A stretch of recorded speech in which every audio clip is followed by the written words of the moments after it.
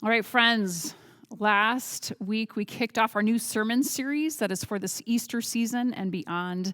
And it really is fueled by a question that's rising out of us as we think about this year that we've been living through. As we look around, we ask this question, is this all headed anywhere? And is this anywhere that it's headed, is it any good? So let's review a bit of what we said about this last week. That the Jesus story says, yes, it is headed somewhere and it is good. The biblical narrative describes it as heaven and earth becoming one, on earth as in heaven. It's what we pray for in the Lord's Prayer. And we, humanity, we actually have a unique role to play in this whole heaven and earth becoming one thing. We see it from the very beginning as God entrusts Adam and Eve to work and care for the Garden of Eden, to work and care for it. That's what the text says. And that Hebrew word for work is avad. It's a double entendre, so it has two meanings, and both are activated here in this context. It means work, but it also means to worship. Adam and Eve avad, they work and worship.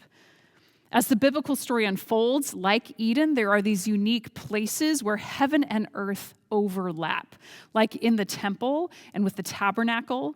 The people who live and work in these heaven and earth overlapping places, they're priests. Priests hold this middle space where divine and human overlap in a person. So Jesus then comes and announces the kingdom of God, that heaven and earth are becoming one, and he is that royal priest of this new creation where heaven and earth are overlapping. Jesus' resurrection and ascension then are about how he is now working through a royal priesthood that he formed, and this royal priesthood is called the people of Jesus. His body taking form on earth in this priesthood that holds the space where heaven and earth meet now. And guess who that is? Yeah, that's right, it's us. Divine and human overlapping in us as we avad, doing our work and our worship in the places where we are now, as all this heads somewhere good. New creation, heaven and earth becoming one. So this season at Salt House, we press into this. We're exploring why worship, remembering how we were made for this. It's fitting that the Hebrew word for work is also worship, because to worship, it means to ascribe honor and significance to someone or something, which is what we do in our work, spending our energies and our time and giving of ourselves. Our work is also how we worship. And that which we honor over time, it shapes us, right? We're made for worship, and we are made by it. So each Sunday, we're exploring then one piece of what we do in worship, naming how we are practicing here the avad, the work and worship we will do in the world. So this is our training ground, our training time, our school of love, as we call it. Worship here is our practice at worshiping everywhere. So here now, the invitation again into your avad. So take a deep breath and listen, lean in as we learn together in this season where in-person worship is just about to start, but we lean in together into why it is that we worship. So for our sermon today, we get to ask the question together, why sing? Why sing? And our preacher has been making music and leading worship in the church for 30 years. So in addition to singing, he's proficient in guitar, bass guitar, piano, dabbles in the drums. He used to play the euphonium, which looks like a small tuba. He's a songwriter. We actually regularly sing his songs here at Salt House. He's performed in front of crowds of thousands. He's been in the studio to play on recordings and to sing on recordings. He majored in music and even has a master's degree in worship. And through this past year, he's further developed his dynamic skills for video editing and production, live streaming, and curating digital content to be one of the best around. So you bet we wanted to hear from him in this series on why worship.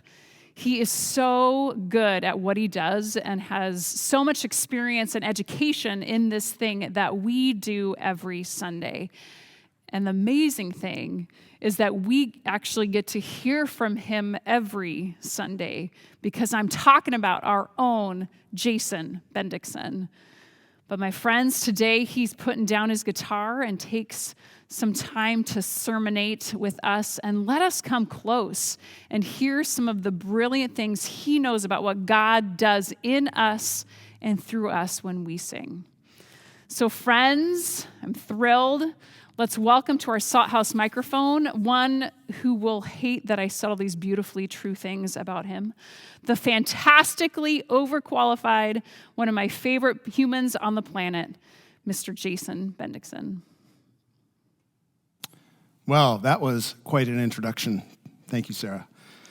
And good morning to you, Salt House, and for anybody who's tuning in online, either now in this moment or later, if you're watching later, welcome. We're glad you're here this morning. We hope this time together blesses you immensely. So I'm here to speak about why sing. It's a big topic, and I've got literally thousands and thousands of thoughts about this and about how worship forms us and praises God and why we do it. And so this sermon is going to last 4 days. Don't forget to hydrate. I'm just kidding. I do want to start by sharing, though, some of my story. And so here we go.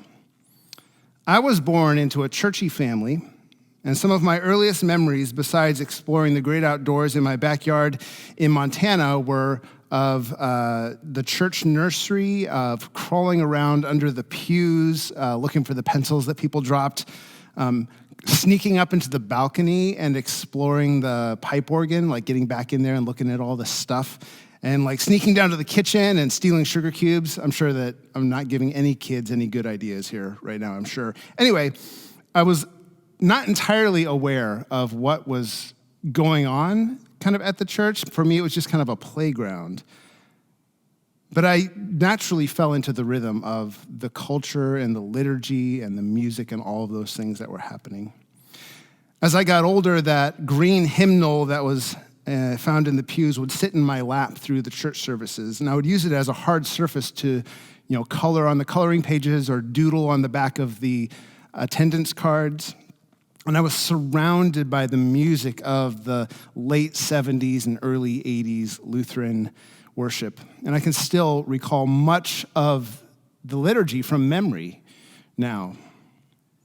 In about 4th grade, I started getting interested in music, and I picked up one of the acoustic guitars that my grandfather had built by hand, and I clumsily fingered a D chord, and I desperately tried to play along with the song Dead or Alive by Bon Jovi, which I'd heard my older brother playing in his room. And I learned like a boogie-woogie bass line, and I discovered how to play the riff from La Bamba, and I was hooked.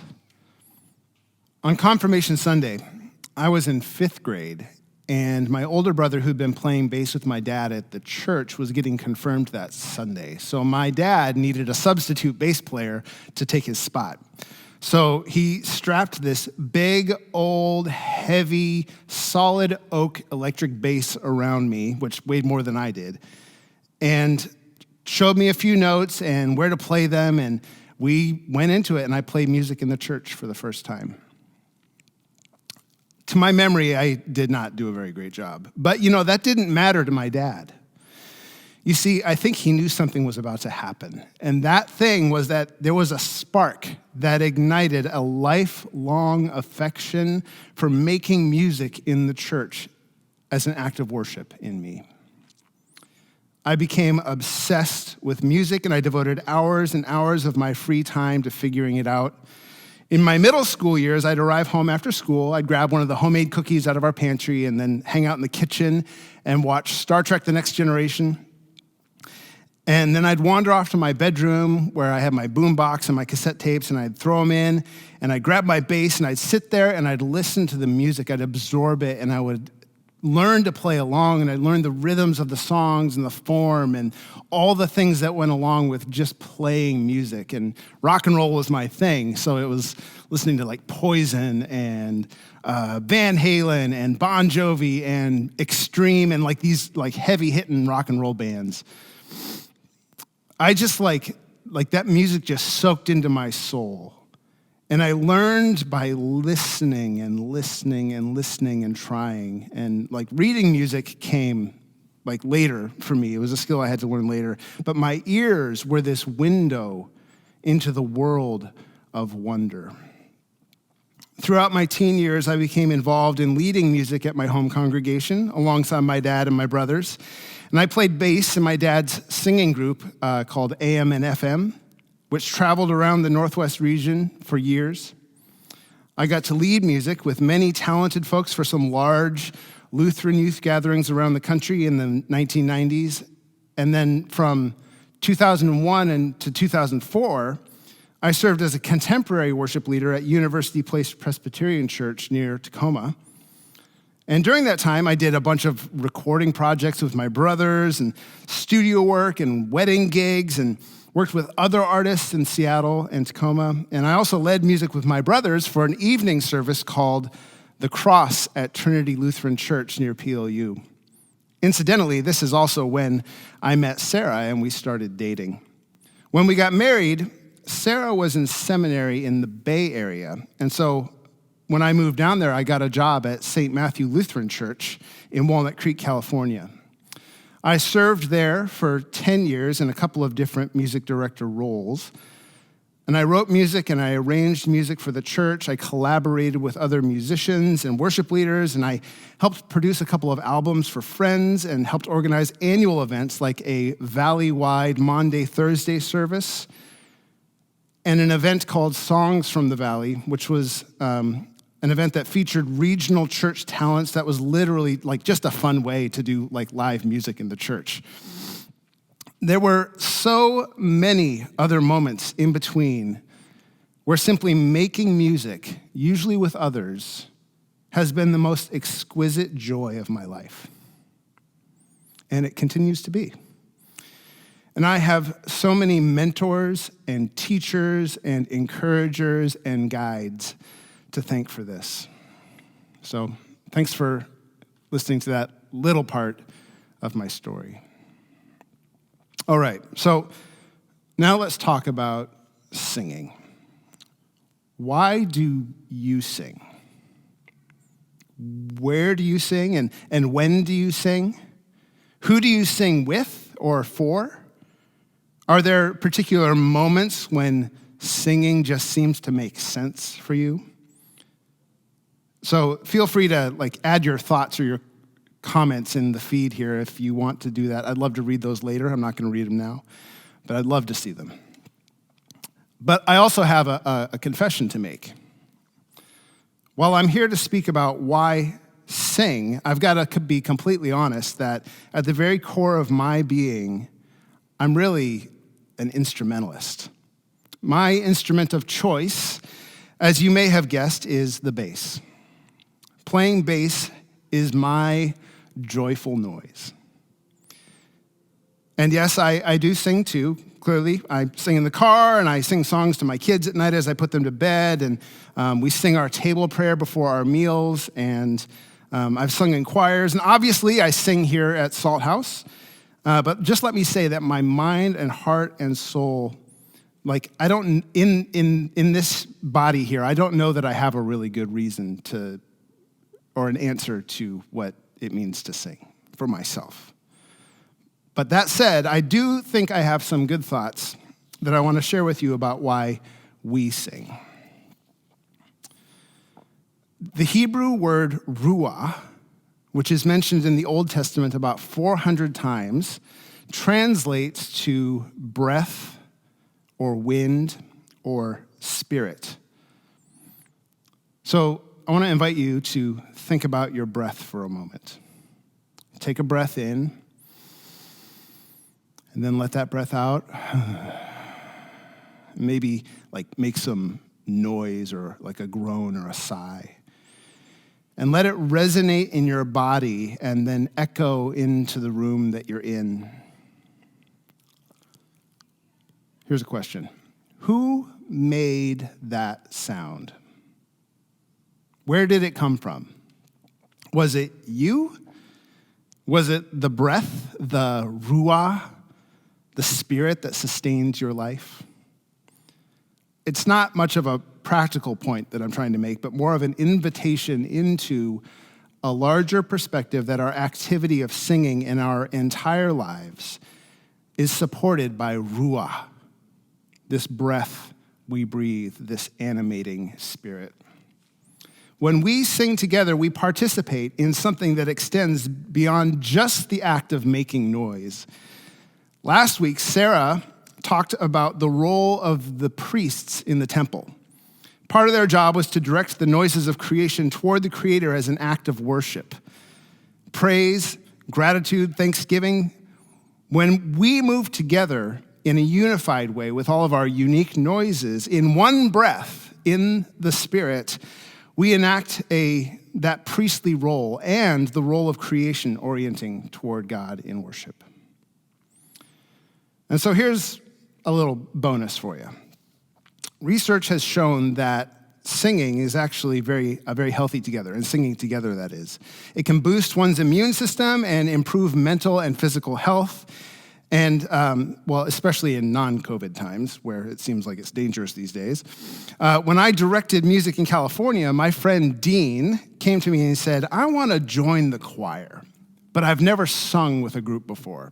So I encouraged him to join the choir for just one season, and that season was the Christmas season. And I said, go to all the rehearsals, sing on Christmas Eve, and I feel like I can pretty much guarantee that you won't get sick over the Christmas holiday like you usually do. And so he did all those things. He went to rehearsals and sang on Christmas Eve, and guess what? He didn't get sick that Christmas. Here are a few examples of singing as worship in the Bible. The Song of Moses in Exodus 15, Mary's song, the Magnificat, in the Gospel of Luke. The Apostle Paul in Ephesians 5 says, address one another in psalms and hymns and spiritual songs, singing and making melody to the Lord with your heart. There are many examples where the writers exhort readers to sing praise to God. I mean, the whole middle section of the Bible, the Psalms, is basically just a collection of songs.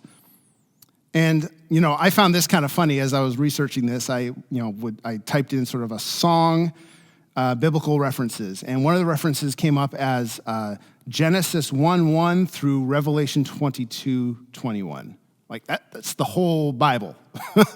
So I just thought that was really kind of a great thing. And so I want to invite you now into this part of the sermon, which really focuses on Revelation. Chapters 4 and 5 of Revelation, the writer is writing about a vision that he has of worship in heaven, and it is epic. Listen to this. At once I was in the Spirit, and there before me was a throne in heaven with someone sitting on it. And the one who sat there had the appearance of jasper and ruby, and a rainbow shone around like an emerald-encircled throne. And that's just the beginning. And so there's all these elders on thrones, and lightning and thunder and blazing lamps and living spirits, and a sea of glass, magical creatures that looked like an ox or a lion or a human, and an eagle with multiple wings and eyes. And they say day and night, they never stop singing, holy, holy, holy is the Lord God Almighty, who was and is to come. And in the next chapter, we see this vision. Then I saw a lamb looking as if it had been slain, standing at the center of the throne, circled by the 4 living creatures and the elders. The lamb had 7 horns and 7 eyes, which are the 7 spirits that God sent into all the earth. So the lamb opens the scroll, which no one had been able to open, and the elders are playing harps, and there's golden bowls of incense burning, which are the prayers of God's people. And then, boom, a new song. It says, you are worthy to take the scroll and open its seals because you were slain. And with your blood you purchased for God persons from every tribe and from every language and people and nation. You have made them to be a kingdom and priests who serve our God, and they will reign on the earth. and then like the whole scene turns into something like a packed stadium at a U2 concert, and everyone is singing together, in the name of love.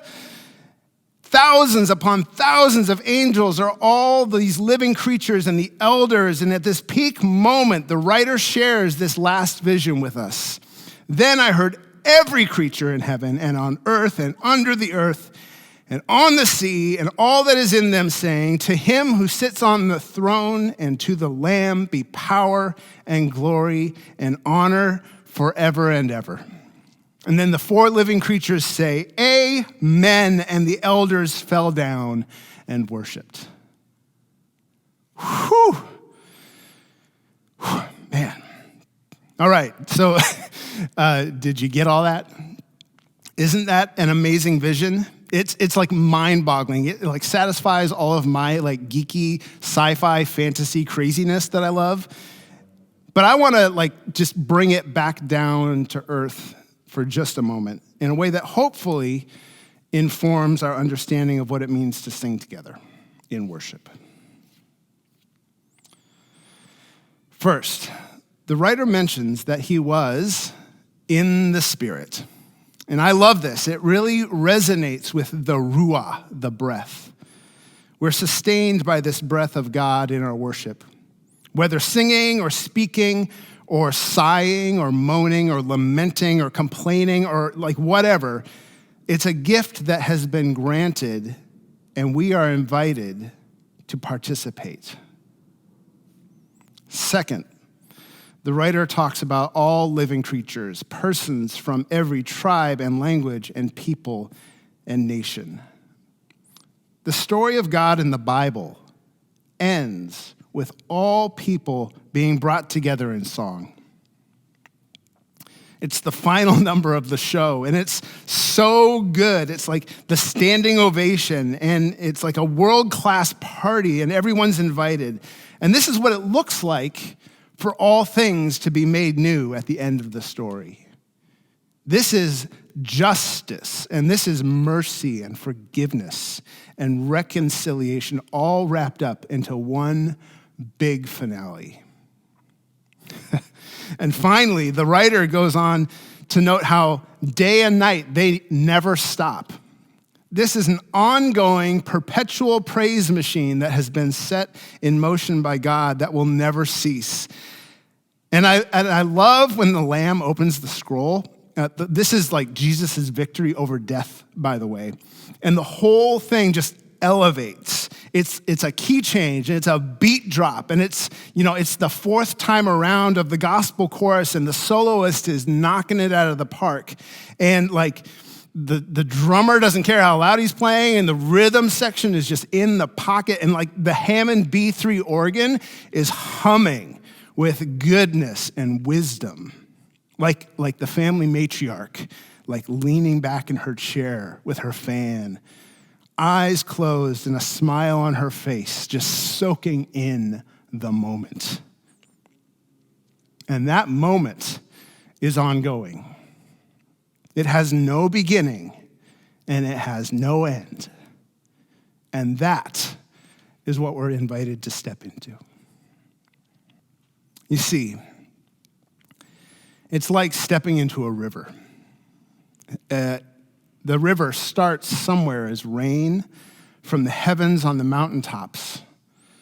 And it flows along the surface of the earth, carving its way through the rocks and the soil. And eventually it ends up in this endless ocean, only to be invited back to the sky, where it is returned once again to the mountaintop. And it's this endless cycle of movement and praise.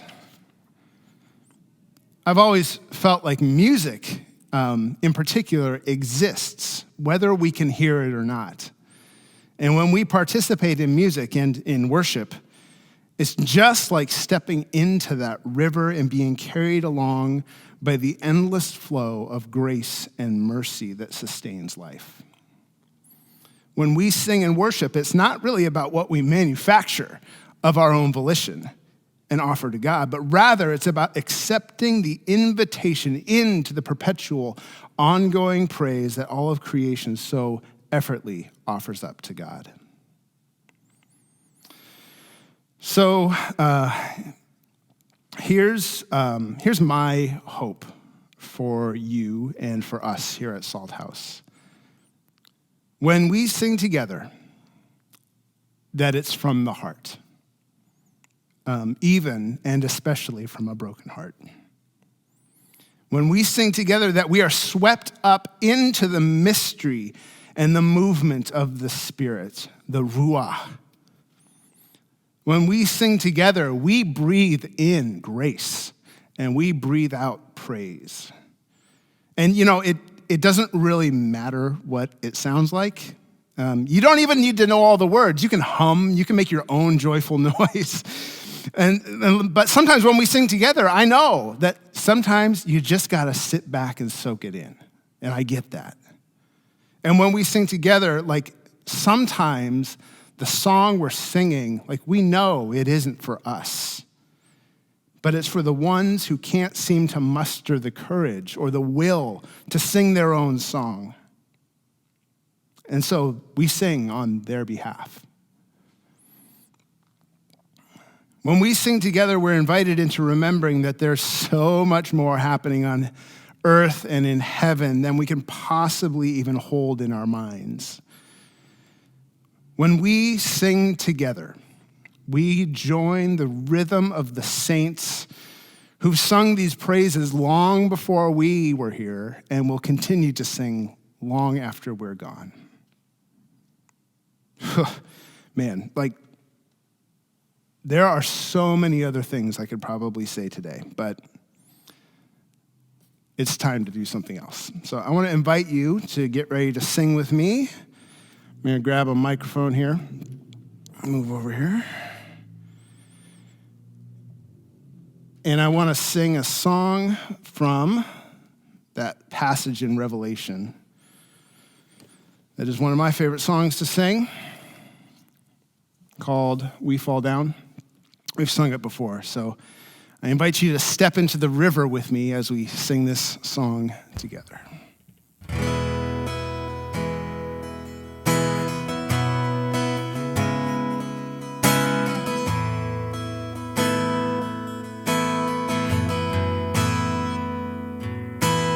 We fall down, we lay our crowns at the feet of Jesus. The greatness of his mercy and love at the feet of Jesus. And we cry, holy, holy, holy. And we cry, holy, holy, holy.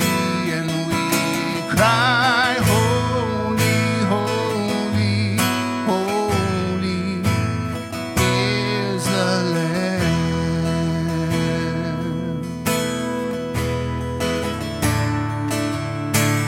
We fall down, we lay our crowns at the feet of Jesus. The greatness of mercy and love at the feet of Jesus. And we cry, holy, holy, holy. And we cry, holy, holy, holy. And we cry, holy, holy, holy is the Lamb. Yeah. And this is where the key change comes and we all sing. We fall down, we lay our crowns at the feet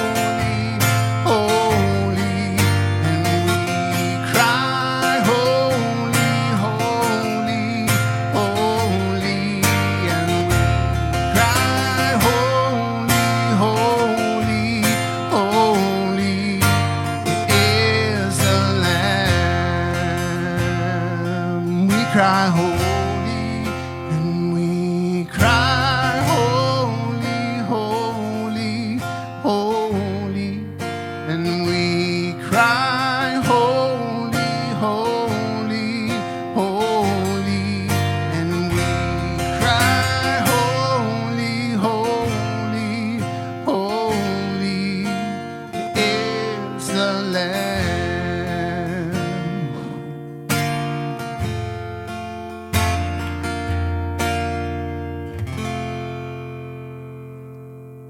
Amen.